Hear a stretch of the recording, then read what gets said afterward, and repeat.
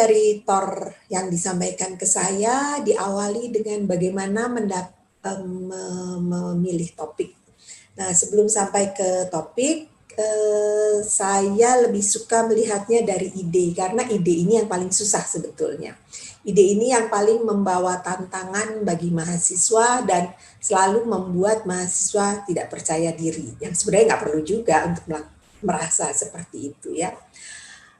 Gimana sih caranya dapat ide? Yang pertama dan yang paling mudah adalah dengan mengamati sekitar. Apa sih yang ada di sekitarmu dan apa yang menarik perhatianmu?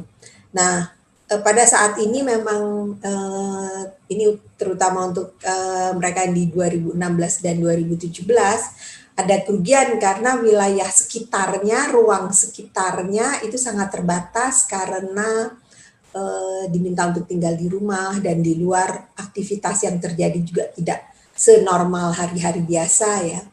Jadi ketika kalian mengamati alam sekitar harus recalling, harus memanggil memori yang pernah ada. Karena yang kalian lihat sekarang itu adalah kondisi temporer. Nah, bila kalian menemukan sesuatu di luar pada saat ini, yang dilakukan adalah diskusi dengan teman. Jangan pernah punya ide terus diam-diam aja, ya. Ya teman paling dekat untuk diajak bicara kalau kondisi normal. Tapi kalau sekarang mungkin lewat email, WhatsApp atau apapun ya. Tapi diskusikanlah gagasan itu dengan seseorang, ya. Ceritakan. Nah dari ngobrol itu maka lanjutannya adalah cari literatur. Ada nggak ya orang yang meneliti tentang hal ini? Terus ditulis. Jangan lupa, setiap kali kalian punya ide yang melintas, itu ditulis. Jangan tidak ditulis. Karena begitu lewat, maka lewat juga idenya. Lupa nanti. Datang lagi ide baru. Sehingga kalau kalian biasa nulis, maka terlihat bahwa kalian punya banyak ide. Kalian juga bisa lihat bagaimana berkembangnya ide itu. Jadi ada dari satu ide yang sederhana kemudian menjadi lebih kuat dan lebih matang lama-lama. Tapi kalau idenya belum dapat juga gimana? Cara yang lain bisa sambil mengingat-ingat. Di antara mata kuliah yang kalian pernah ikuti, apa yang paling disukai dan apa yang paling dikuasai. Ini yang akan jadi dasar untuk cari topik atau cari gagasan. Misalnya, saya tuh waktu kuliah jangan bilang geofisik, jangan bilang geomanusia, itu mata kuliah dasar sekali. Tapi di mata kuliah pilihan itu yang lebih spesifik. Maka kalian bisa lihat misalnya, oh saya suka geografi pariwisata tuh, soalnya cerita tentang saya sering bepergian, sering lihat, tapi nggak pernah berpikir seperti itu, bahwa kalau kita bepergian itu kita mesti memperhatikan jaringan jalannya, fasilitas sekunder, ada pertunjukan dan sebagainya. Atau kalian sering jalan-jalan di antara semua mata kuliah kalian senang tentang properti. Oh, itu bicara tentang real estate, tentang mall. Saya senang tuh lihat waktu mengikuti mata kuliah itu, terlepas dari dosennya siapapun ya, kita bicara substansinya. Atau ketika nggak dapat juga ide dari situ, kayaknya nggak seru nih, gitu ya. Coba lihat tugas yang pernah dikerjakan. Tapi jangan tugas kelompok, jangan juga tugas yang nyontek. Tugas kelompok nggak apa-apa deh, tapi kalian bukan bagian yang bawain makanan. Kan kalau tugas kelompok tuh pas ngumpul, ada yang ngetik, ada yang mengedit, ada yang mikir, ada yang bawa konsumsi. Nah, jangan yang pas kalian jadi pembawa konsumsinya, tapi bagian yang mikir. Nah, dari situ coba lihat lagi tugas. Saya senang nih tugas ini, waktu ngerjain ini nih, rasanya saya klik banget. Ingat-ingat apa yang membuat kalian puas. Jangan lihat nilainya saja, tapi juga apa yang membuat kalian puas. Saya puas banget nih waktu bikin tugas ini nih, ngerti banget nih waktu baca literaturnya juga gue paham nih maksudnya, terus searchingnya juga nemu nih, dapat feel-nya gitu. Nah, ketika kalian menemukan itu, bikin coret-coretan lagi. Jangan lupa, selalu ditulis. Oh iya, waktu bikin tugas RSP, waktu disuruh bikin analisis tentang kegiatan X atau industri, waktu ini, wah enak tuh, gue juga banyak tuh literaturnya, lumayan banyak. Nah, ketika itu juga belum dapat, maka coba diingat-ingat, siapa peneliti yang paling kamu anggap bisa membawa inspirasi. Saya yakin Kak Afkar ini inspirasi buat kalian semua nih, gimana caranya bisa bikin skripsi sebagus Kak Afkar dan memberi apa ya namanya, bisa diapresiasi segitu tingginya gitu ya. Salah satu tokoh di antara para mahasiswa mungkin Kak Afkar, kalau yang hari kemarin ada Kak Iqbal gitu ya. Coba lihat apa saja yang dilakukan oleh mereka. Coba lihat, kalau itu bukan ide skripsi tapi peneliti, maka coba lihat peneliti-peneliti yang kalian kalian pernah baca dong, kalian sukai. Saya suka nih tulisannya ini, gitu ya. Saya suka nih baca ini. Atau saya nggak pernah baca, Bu. Saya tuh males banget. Saya ikut aja sama teman-teman saya gitu ya. Maka yang bisa kalian lihat, apa sih yang dilakukan oleh dosen-dosen itu? Dosen mana yang paling memberi kamu inspirasi? Ini kalau kuliah dengan Mas Arko nih, semangat nih. Kalau kuliah dengan Mas Awe nih, asik nih. Wah, kuliah sama Pak Mangapul nih, pengen duduk paling depan. Itu kan ya, karena mau nyanyi Indonesia Raya paling keras. Gitu ya. Siapapun gitu ya, itu yang membawa inspirasi kamu. Maka dari situ, coba kamu baca tulisan-tulisan mereka. Karena para dosen pasti nulis. Jadi coba lihat tulisan-tulisan mereka. Kalau sudah baca, ada lagi yang nyangkut, bikin lagi coret-coretan.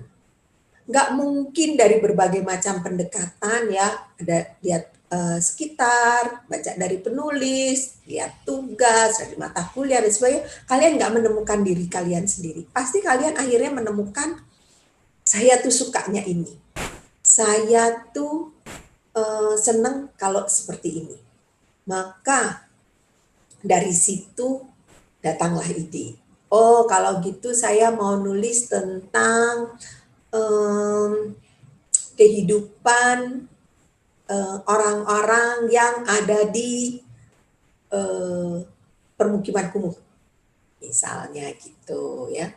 Oh, saya mau nulis tentang para pelaku pariwisata.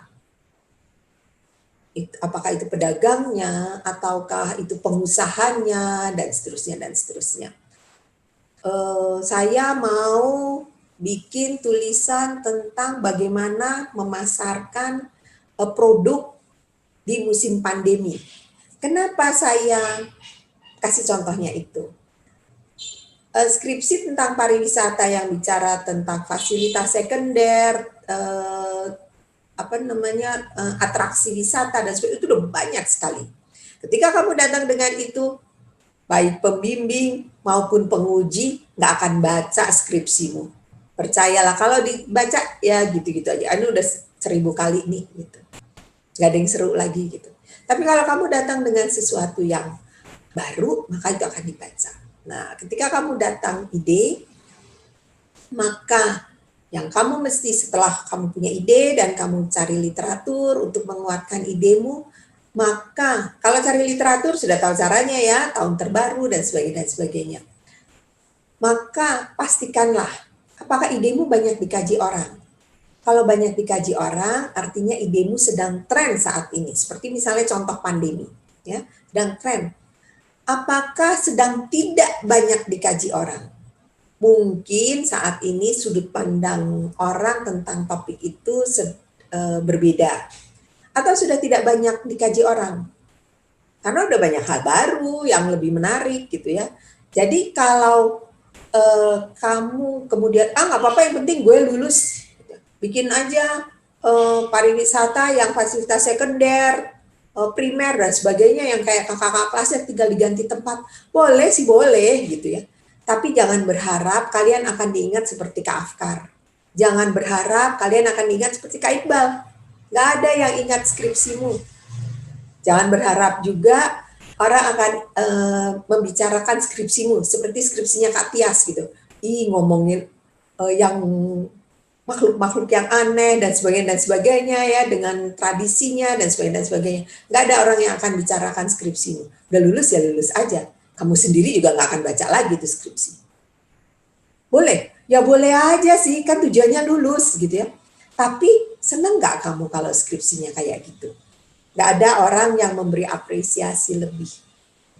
Dan ya lulus, ya bagus gitu ya. Ya udah kalau mau begitu ya boleh aja. Tapi coba tanya ke diri sendiri, seneng nggak kalau punya skripsi yang seperti itu? Gitu. Ketika orang-orang tidak banyak yang akan membaca, tidak akan banyak yang mengenang, mengapresiasi ya. Nah kalau sudah punya ide, akhirnya punya ide gitu ya, maka ide itu harus jadi sesuatu yang bisa membuat orang ingat pada kamu ketika kamu menuliskannya ya. Kalau yang banyak ditulis orang seperti saat ini tentang pandemi, iyalah oke, kita ikutan nulis itu boleh.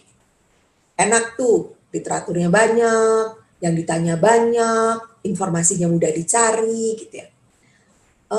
Tapi kalau barangnya sudah lama tidak banyak yang menulis, oh berarti topik ini sudah tidak in, maka perlu ada pendekatan atau konsep atau sudut pandang baru. Contohnya teori lokasi. Kalau kamu bikin teori lokasi, meneliti tentang teori lokasi,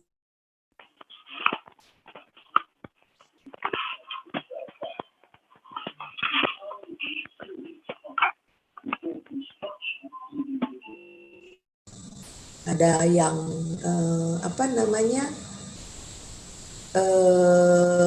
absolut dan relatif, kemudian ada apa yang membuat sebuah lokasi menarik dan sebagainya, adanya akses, adanya peraturan yang mendukung, ada masyarakat yang toleran dan sebagainya ya. Itu teorinya, itu kamu harus tahu. Tapi kalau kamu bikin penelitian dengan menggunakan hal tersebut di kota besar pula, maka penelitianmu nggak banyak yang baca. Orang akan ya iya gitu aja. So what? Gitu. Tapi kalau kamu bikin pendekatan yang baru, maka maknanya juga baru. Kalian yang 2018 kemarin waktu bikin tugas praktikum Geoman ya, praktikum Geomanmu kan ketika mau cerita tentang lokasi pakai sosial media. Semoga masih pada ingat sama tugas itu ya. Semoga bikin beneran gitu ya. Nah, hal yang baru dari situ adalah kalau di teori lokasi supplier datang dengan teorinya dan meletakkan kegiatannya sesuai dengan teorinya, sekarang dan dia menciptakan demand, maka sekarang demand yang menciptakan suppliernya. Berbeda. Demand yang bilang, saya ada di sini dan saya ingin ada agen kue, agen apa gitu yang bisa melayani wilayah saya. Dan hal ini sekarang tidak perlu sulit-sulit karena kita punya yang menggantikan akses jalan itu, yaitu Mas Gojek. Jadi pendekatannya berbeda sekali. Sekarang ada sosial media, ada teknologi yang mengantar dan sebagainya ya. Jadi ini yang kalian harus lihat, ini yang kalian harus jeli bahwa penelitian lama tapi dengan bungkus yang baru. Maka itu menjadi sesuatu yang pantas diteliti dan in. Dan orang akan baca skripsimu. Atau yang sudah tidak populer lagi, struktur bagian dalam kota. Kalian harus belajar ini. 2018 akan belajar semester depan. Struktur bagian dalam kota. Itu wajib dibaca. Tapi kemudian struktur bagian dalam kota itu ketika belajar pertama kali itu dasarnya apa yang dilakukan oleh Chicago School itu adalah akses dan teknologi. Tapi pada saat ini kalau kita cerita tentang struktur bagian dalam kota, maka aktornya menjadi berbeda. Aktornya adalah pelaku properti. Mereka yang mensetel, mengatur di mana ada mall, di mana ya kalau kantor pemerintahan pasti di tanah pemerintah, di mana permukiman-permukiman itu bisa tersebar. Kalau dia nggak mau bangun, karena permukiman itu aktor-aktor properti, aktor-aktor swasta besar yang membangun. Kalau mereka nggak mau bangun di situ, nggak jalan. Jadi aktornya berbeda sekali, maka struktur bagian dalam kotanya juga berbeda. Nah, kalian nggak bisa meneliti seperti zaman ketika teman-temannya Mas Hafid melakukan penelitian, karena sekarang kondisinya jadi berbeda. Barang lama kemasannya baru. Kalau kalian melakukan hal yang sama, maka jadi tidak populer penelitian, nggak ada yang baca. Atau sekarang struktur bagian kota menjadi tidak penting. Tidak tunggal, membahas sebuah kota itu tidak tunggal, tapi kota dengan kota yang lain. Kalau mau membahas kota, kita pakai teori-teori smart city, bagaimana teknologi itu menghubungkan satu ruang dengan ruang yang lain. Sehingga struktur bagian kotanya juga berbeda. Itu yang menunjukkan bahwa iya nih penelitian gue cakep nih, penelitian gue keren nih, penelitian gue ada yang baca.